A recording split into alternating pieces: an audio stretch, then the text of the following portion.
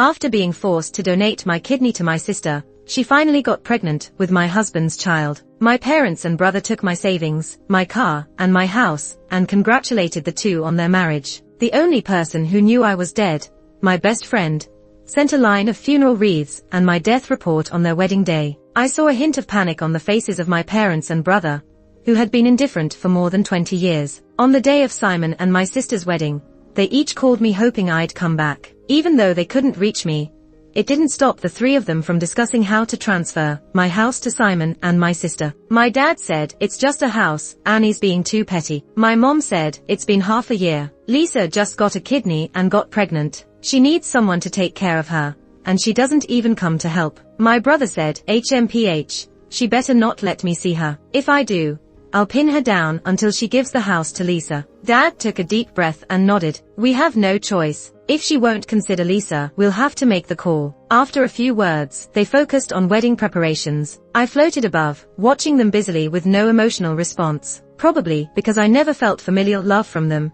Even in death, I didn't expect any concern for my disappearance over the last half a year. Mom had me when she was 40 because my sister needed cord blood. Whenever my sister had a need, as her younger sister, I never had a right to say no. Whether it was a kidney or a pencil, I had to give it. This also included my acceptance letter to Harvard and my husband, Simon. I met Simon after my second try at college exams, when we both got into Harvard. We were in the same class and bonded over shared interests. We were very much in love. If I hadn't run into my sister on the street one day, I might have lived a plain and peaceful life. When my sister first saw Simon, her eyes lit up with that familiar look. Growing up, whenever she wanted something, that light would shine, a strong possessiveness haunting me like a nightmare. I knew she'd set her sights on Simon. Over time, she seduced him intentionally, and I watched them get closer, even making love in my house. Before everything fell apart, my parents gave me a report for kidney failure. It was for my sister Lisa. Dad said with difficulty, "I know donating a kidney to your sister is hard, but she'll die without it." Mom's tears fell. "Your sister is still so young. Your sisters, you have to help her. If your dad or I were a match, we wouldn't come to you." I looked at the report and at my parents who raised me. I asked, "Did Ethan get tested too?" Ethan is my brother. Like my sister, he was the apple of my parents' eye. Growing up, whatever my sister had, Ethan had. Whatever Ethan had, my sister had. But I had nothing. My parents were silent, not daring to meet my eyes. I tugged the corners of my mouth, feeling nothing. Their silence said they never intended for Ethan to donate his kidney. In this 5-person family, if someone had to sacrifice, it was always me. If someone benefited, it certainly wasn't me. I refused their request and they began to scold me, calling me ungrateful, ungracious, inconsiderate of sisterhood. They followed and berated me, not caring about what strangers thought. They wouldn't stop till I agreed to donate. I ignored them until we got home, where we found Lisa and Simon naked in the throes of passion. I had already seen their explicit conversations, which made me nauseous for days. Seeing them in action, I thought I'd lose it, scream, and maybe tear off their covers, drawing neighbors to watch. But actually, I stayed calm, even managing a smile to ask my parents, "Under these circumstances, do you still expect me to donate my kidney?" Embarrassed, my parents looked away, but quickly regained composure. Dad told Simon and Lisa to dress. Then the 5 of us sat on the couch. The 4 of them sat together opposite me. I watched them looking united and thought of taking a family photo. In this marriage, I was the spare. In this family, I was unnecessary. Dad broke the silence. "In that case, you and Simon should divorce. Since you don't have kids, there's no real loss." My mom hesitated for a sec, but she boldly voiced her thoughts. "Simon and you were never meant to be, but he's still our son-in-law. So when we see him in the future, we're still family." That said it all. They had accepted Simon and Lisa. I had expected this result. When I went through Simon and Lisa's phone chats, I also saw the family group of 5. In that group was my dad, my mom, my sister, my brother, my husband, but not me. That group had been set up last year. The 5 would often update Simon and Lisa about my whereabouts through it. Even, to help Simon and Lisa meet up, my annoying brother would invite me shopping, and my unsupportive parents would ask me to dinner. During those 6 months, I once thought I finally got my family's love. Turned out it was all just an illusion. Lisa was already used to this kind of scene. Facing my silence, she pulled out her familiar act of delicate innocence, which only I found fake. "Annie, Don't blame mom and dad, or Simon. If you have to blame someone, blame me, it's all my fault. I looked at her and spoke slowly. Yeah, it's your fault. So, are you gonna kneel and apologize to me? Lisa was speechless. Then my mom shot me a sharp glare. How can you talk to your sister like that? Apologize. When Lisa snatched my pencil, I cried and threw a fit, but it ended with me apologizing to her. When she took my college admission letter, I did the same. I still ended up apologizing. And now, she took my husband. I didn't cry or throw a fit. I had self-awareness, yet my biological mother still reacted with, apologize. I gave her a slight smile. All right, I'll apologize. I stood up and bowed 90 degrees to Lisa, then sincerely said, sorry, sis. If I knew you liked Simon, I shouldn't have married him. I should have sent him straight to your bed. Hearing me say that, my parents' and sister's expressions darkened. Simon didn't expect this from me at all. He got up quickly and tried to support me. He looked guilty. Don't do this, Annie. It's us who wronged you. His guilty look was probably genuine. Simon wasn't one to pretend. Maybe he did feel a bit indebted to me. I tried to find any trace of reluctance for me on his face. But his next words made me feel just how cruel the world could be. Simon said, your sister's kidney disease is already in the late stage. If you don't help her, she's really out of options. Annie, people have 2 kidneys. Losing one won't kill you. Your salary's really good. You can maintain and recover to normal health. His guilt was gone, replaced with full-on calculation, pitying calculation. Mentioning kidneys, Lisa appeared to weaken. Seeing Lisa unwell, my parents joined Simon in pressuring me. My dad said, she's your sister. It's your responsibility to donate your kidney. My mom said, I had you for your sister's sake. You need to be grateful. Simon said, Lisa is the love of my life. I can't be without her. For the love we once shared, help us. I didn't have the eloquence to argue with them all. Neither did I have a weak girl act. Nor did I have some big-hearted saintly patience. So, I chose to run away. I left behind even the passbook hidden in the cabinet, escaping with nothing from that place. I refused their request. I refused to save Lisa. I refused to give up everything like when I was a kid. Now, I am grown. I have the ability to resist. I choose my own life. I protect my own body. I hid at my friend Mary's place. Mary had just broken up with a jerk. She was living alone. After hearing my situation, she instantly felt her betrayal was nothing. I just dealt with one jerk. You dealt with a whole bunch. Jerk dad, jerk mom, jerk brother, jerk sister, jerk husband, damn girl, amazing you're still alive. She praised the strength of my heart. I barely held a smile, then broke down crying. No worries, no worries. The world is big. You're great at earning money. You just ditch those useless people. Your future's only gonna get brighter. Mary was a cheerful girl. Her comfort quickly reignited my longing for life. Until that night, my brother found me. He was on the state basketball team. Strong, muscular, unbelievably powerful. He almost dragged me to the hospital, pinned me on the operating table, and the doctor, having accepted my parents' bribe, forcibly gave me anesthesia. Once it kicked in, I lost the chance to resist. When I woke up again, I had just one kidney left. Lisa's hospital bed was right beside mine. Seeing me awake, she greeted me warmly. And my dad, my mom, my brother, my husband, they were all around her, celebrating her recovery. I watched this with a bitter smile, not a single tear left to shed. My mom handed me leftover fruit from Lisa, saying, it's a done deal, no point in complaining. Just eat more fruit and get better. My dad handed me a slice of cake that Lisa had cut and said, once you're healthy, go to the Civil Affairs Bureau and finalize the divorce from Simon. Don't hold up your sister and Simon from getting married. My brother Ethan, even from afar, always had something to say. Stop pretending. It's just a kidney. You're acting as if you're dying. Only Simon, his heart and eyes filled with thoughts of Lisa, never spared me a glance. Thankfully, Mary showed up. She took me away from that suffocating hospital, away from that nauseating place altogether. But it was also during the visit to a public hospital with her that I realized my bank account was left with just 3 cents. After checking the transaction records, I couldn't help but let out a bitter laugh. Seeing this, Mary looked like she wanted to commit murder. Making you donate a kidney and spending your money too. Calling them vampires is an understatement.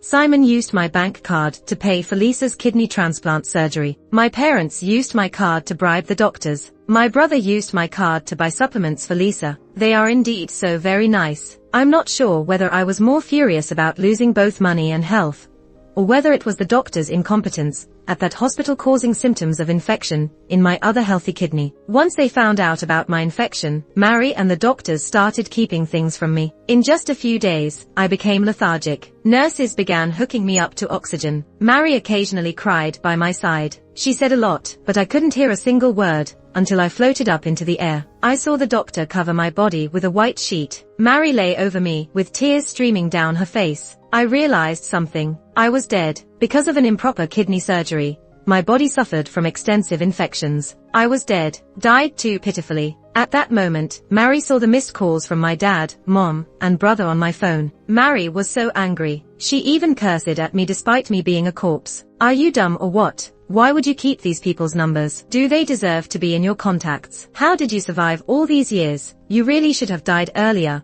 right when you were just an embryo. You should have died in your mom's womb. Mary went on and on, so much that it was becoming a bit annoying. I sighed. I couldn't stand seeing someone cry over me, so I floated elsewhere. A pull drew me to my parents' home. Dad and mom were watching TV on the couch. Neither spoke a word, and there wasn't the slightest hint of joy on their faces about their daughter getting married soon. I thought, maybe they're just reluctant to see Lisa get married. After a long while, mom broke the silence. Once Lisa's married, I want to tell her the truth. Dad was taken aback and quickly said, is that necessary? It's been so many years. Mom gritted her teeth and said, of course it's necessary. Look at what we've done to our biological daughter for Lisa. She's lost a kidney, her husband. With that, mom started crying. From childhood to now, you've given everything to Lisa. But have you ever thought that Annie is our real daughter? Your responsibility cost Annie everything. Is that fair? Hearing this, I was stunned for a moment. What does she mean, that I am their biological daughter? Isn't Lisa? From their conversation,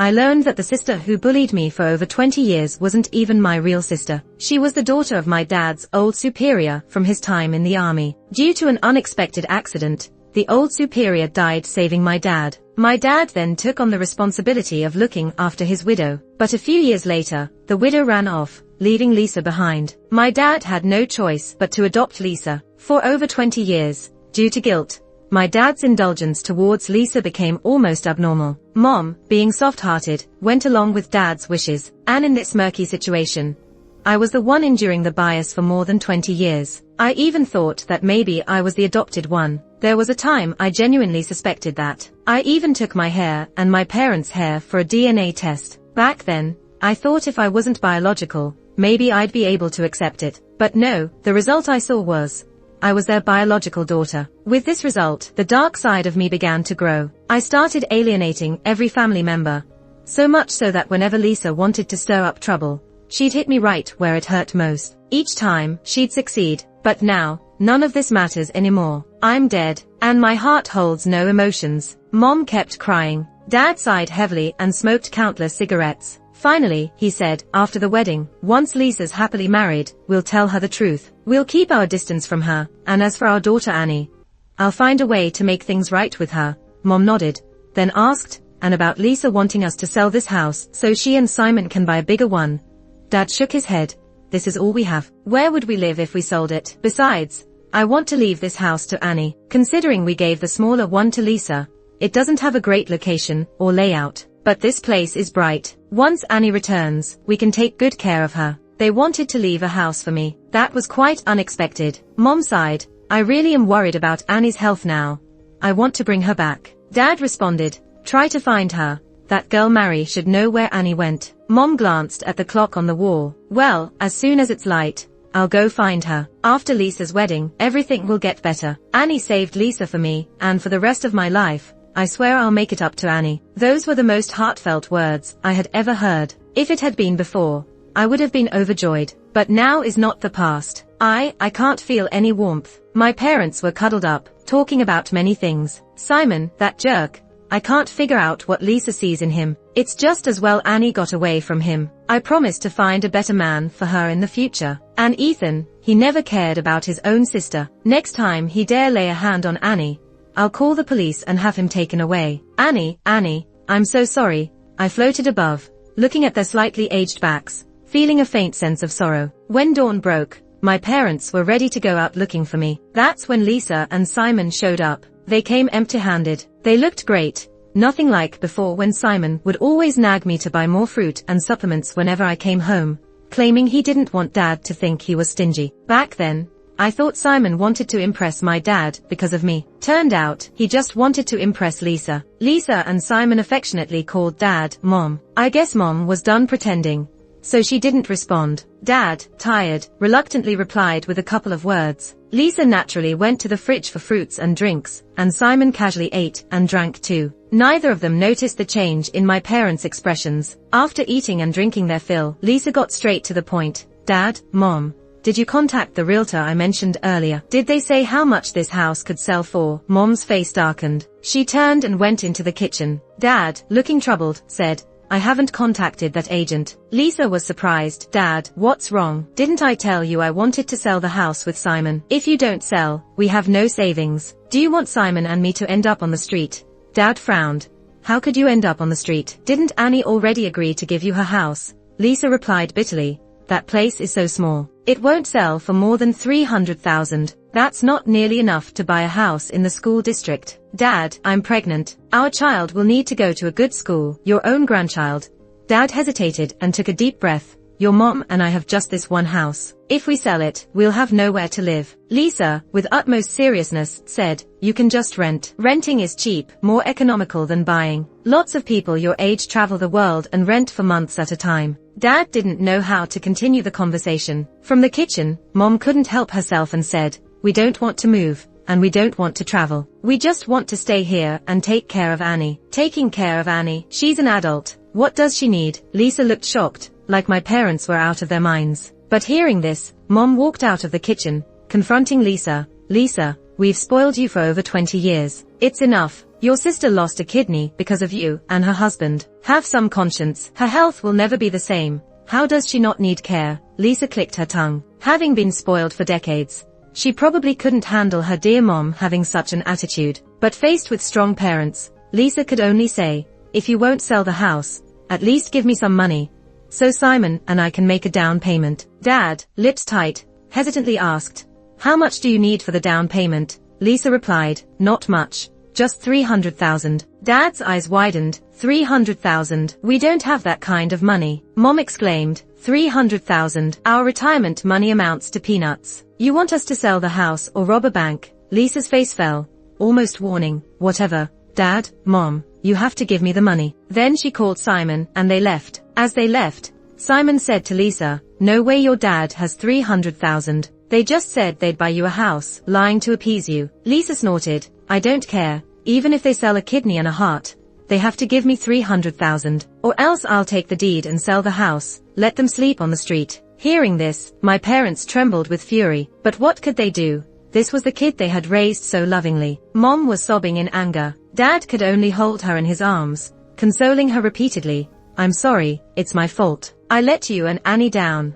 I sighed watching the scene. Then I turned to follow Lisa and Simon. It was then that I realized they got a new car, a BMW X5. Online pricing over 40 grand. I frowned. Where did they get so much money to buy a car? I was already suspicious if they had rented it for a wedding when Simon hit the gas and started chatting nonchalantly with Lisa. I mean, how did you think of such a brilliant plan?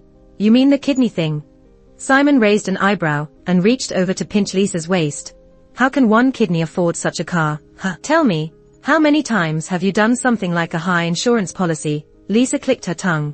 How often can you do that? You give me too much credit. Killing Annie was enough to give me nightmares. If I had to kill more, how could I sleep at night? You know I'm not that brave. I furrowed my brow, very puzzled. What does she mean by killing Annie? Wasn't my death an accident? Then their conversation revealed a shocking secret. It turns out, my death wasn't an accident. Simon and Lisa had bribed the doctor to deliberately neglect sterilization during surgery, causing my death. This death was tied to a huge insurance policy. They were just waiting for news of my death to come from the hospital, so they could claim the money from the insurance company. As for my kidney that was removed, it was already sold for $1 million. Simon and Lisa bought this BMW X5 outright with that money. I listened calmly on the side, but my body started to emit a faint red light as if covered by dark energy. But Lisa and Simon still couldn't see my presence. Their conversation continued. Simon, you just gave me an idea. Why not buy a high insurance policy for my parents too? When they accidentally die, not only the house is ours, but the huge insurance payout, he. Lisa said accidentally die with a particularly meaningful look. Simon smirked slyly at her words. You're cruel, going as far as your own parents. Lisa pouted and said nonchalantly, who said they are my biological parents? Simon was taken aback. Then Lisa revealed everything over the years. She had known for a long time that she wasn't my parents' biological daughter. Her mother, who had run away with another man, had gone to her school to find her. She had been taught how to make my parents live with the guilt of the old class leader's death. The more guilt they felt, the better they would treat Lisa. Lisa didn't believe what her biological mother said at the time, and so did a DNA test. The report showed she was not their biological child. That's when Lisa started to resent everything I had. She even targeted my brother, Ethan. She altered her DNA report to have my name instead and showed it to Ethan, making him believe I wasn't the biological daughter. So, everything made sense, with Lisa and me both being referred sisters. It explained why Ethan would always protect Lisa so much. My anger was bubbling over. I felt my body sinking. Understanding the truth, it was like I was about to turn into a vengeful spirit. Just as I thought I could swallow Lisa whole, her cross hanging on the rearview mirror suddenly shone, with a light that knocked me out of the car. I struggled in pain, watching helplessly as the car drove further away. All my hatred focused in my mind. I found myself ridiculous. My life had been so unfulfilled. Living, in fact, might be worse, even though my death was unclear. But at least, I'm dead. I no longer have to feel this loveless, pitiable life. Maybe I should thank Lisa and Simon for their ruthlessness. They ended my ridiculous life, extinguished my hope for family ties. I drifted in emptiness, just like any other lost ghost. I waited for the Soul Reaper to come and take me away, hoping he'd give me a bowl of Meng Po's soup to forget this life. I have no clear idea how long I drifted before the Reaper came. He apologized. Sorry, I'm late. Too many deaths lately. We're short-staffed and overwhelmed. I told him, it's okay. At least you're here now. He circled me with something like a magnifying glass and frowned.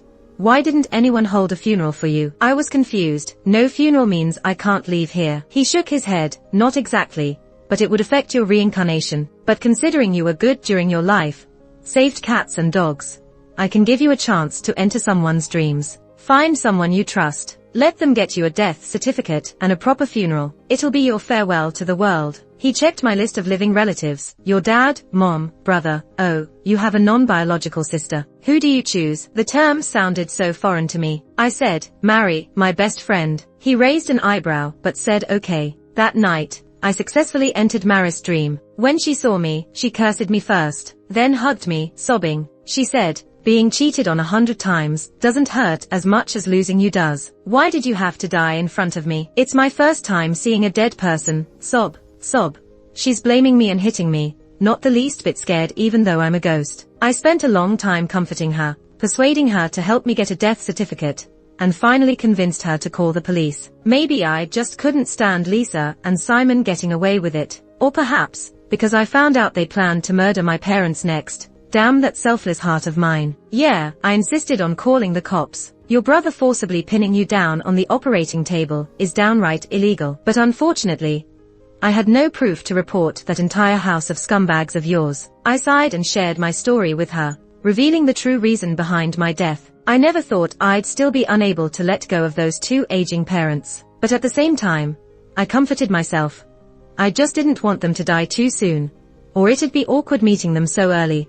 Mary woke up from the dream, not doubting a single bit of it, and went to the relevant department to get my death certificate. She also sent it to Lisa and Simon's wedding. Along with it, a wreath with my name and black and white photo. Those wreaths lined up at the reception. Mary placed a loudspeaker at the hotel's entrance, broadcasting to everyone about how I was killed by Lisa and Simon. I watched from a distance, unsure what to feel. As for my clueless parents, I watched them cry their hearts out, watched them question Lisa, and watched them personally ruin the wedding and disperse the guests. My brother Ethan was there too, completely stunned. This 6 feet 2 inches guy stood at the hotel entrance like an idiot. I had imagined countless times, wanting to revenge them with my death. Now, I actually did it. The insurance policies Lisa and Simon took out provided the best evidence, and their arrest was heartbreaking for them. I initially thought Lisa might avoid severe punishment due to her pregnancy, but it turned out she was faking it all along. Guess it makes sense. Someone as selfish as her wouldn't sacrifice her body and looks for a man. Because her pregnancy was fake,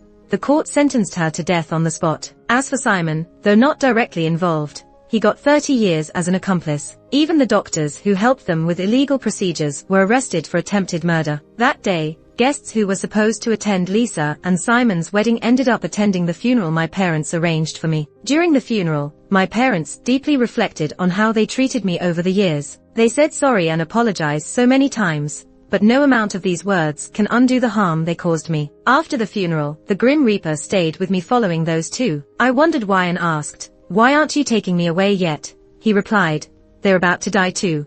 Might as well take you all at once." I was confused, until I saw him pointing at the sleeping pills in Mom's bag, and the charcoal in Dad's trunk. "They're about to commit suicide. Chances are, they'll die, right?" the Grim Reaper said without a shred of emotion. "Will they die? Yeah, they're too guilty about you. Can't live with themselves, so they want to die too. So after they die, you're taking us all away together." "Of course, I'm busy, but I don't want to see them, not at all. If death means relief, then wouldn't they be getting off too easily for what they did to me alive?"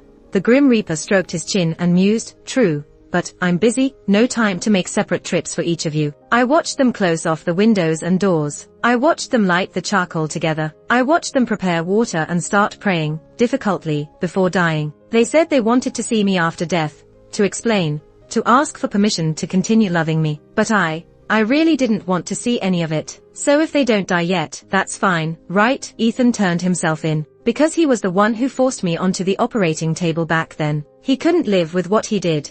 So he went to the police station and confessed, even taking on my parents' responsibilities too. In that sense, my brother isn't all bad, because he showed good behavior and was a medal-winning athlete. The judges gave him a 3-year probation. During those 3 years, he can't leave the city, can't act out, and will be monitored at all times. When he walked out of the station, I saw a sense of relief on his face. He probably felt that only by doing this could he forgive himself for everything. But I couldn't let him get away so easily. With the Grim Reaper's help, I showed up in front of him. He turned pale. His eyes filled with terror. Then guilt took over. This guy fell to his knees crying before me, crying uncontrollably, sobbing and drooling all over. "I'm sorry.